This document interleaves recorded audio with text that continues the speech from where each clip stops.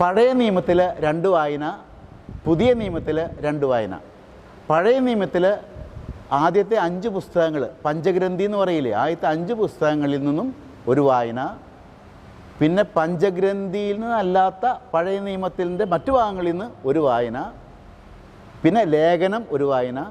പിന്നെ സുവിശേഷം ഒരു വായന. അപ്പം അങ്ങനെ 4 വായനകളാണ് ശരിക്ക് നമ്മുടെ കുർബാനയിലുള്ളത്. ഈ കുർബാനയിൽ വചനം വായിക്കുമ്പോൾ നമ്മൾ ദൈവത്തിൻ്റെ സ്വരമാണ് കേൾക്കുന്നത്. ആ വായനയിലൂടെ ദൈവസ്വരം, എൻ്റെ അപ്പൻ്റെ ശബ്ദം കേൾക്കുന്ന നിമിഷങ്ങളാണത്. ആ ഒരു ചിന്ത ഉൾക്കൊള്ളാൻ നമുക്ക് സാധിക്കണം. ഞാൻ എപ്പോഴും ഓർക്കാറുള്ളൊരു കാര്യമുണ്ട്. ഒരു കുടുംബ സമ്മേളനത്തിന് ഒരു ചേട്ടൻ അവിടുത്തെ ട്രഷററായിരുന്നു. ആളുടെ കണക്ക് വായിക്കുന്ന നേരത്ത്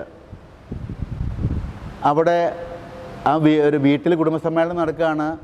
ഒരു മൈക്ക് വെച്ചിട്ടുണ്ട്, സ്പീക്കർ അവിടെ ഇരിക്കുന്നുണ്ട്. ആ സ്പീക്കറിൻ്റെ അരികിൽ ആളുടെ ഒരു കുഞ്ഞു മോൻ അവിടെ ചെന്ന് കുത്തിരിക്കുന്നുണ്ട്, സ്പീക്കറിലേക്ക് ചെവി വെച്ചിട്ട്. അപ്പൻ ഈ കണക്ക് വായിക്കുമ്പോൾ ആ കൊച്ചവിടെ തുള്ളിച്ചാടുന്ന ഞാൻ കണ്ടു. കാരണം അപ്പൻ്റെ സ്വരം സ്പീക്കറിൽ കൂടെ വരുമ്പോൾ ആ കൊച്ചിൻ്റെ സന്തോഷം ഉന്തുകാലിരുന്ന് തുള്ളിച്ചാടി അവതരിപ്പിക്കുന്നു.